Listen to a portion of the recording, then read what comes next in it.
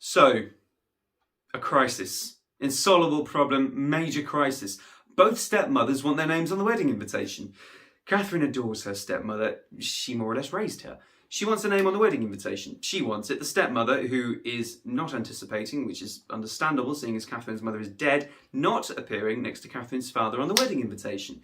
Whereas my stepmother, whom I detest, is out of the question she appear on the invitation. But my father won't have his name on it without hers, unless Catherine's stepmother is left off, which is completely unacceptable. So, I suggested none of the parents appear on the invitation. We can announce the wedding ourselves, we can invite the guests ourselves, we're not adolescents after all.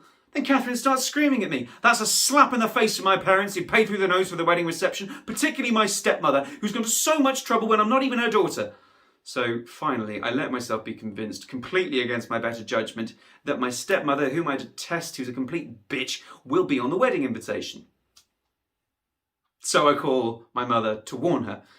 Mother, I've done everything I can to avoid this, but we've absolutely no choice. Yvonne's name has to be on the wedding invitation.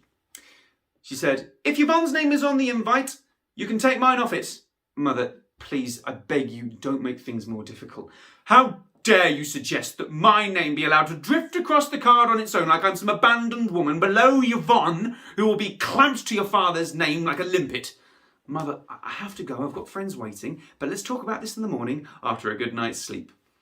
Why am I always an afterthought? What are you talking about? Of course you're not an afterthought. Of course I am. I know how this goes. When you say, don't make things difficult, what you really mean is, everything's already been decided. Everything's been decided without me. Everything's been cooked up behind my back. Good old Gretch, she'll go along with anything.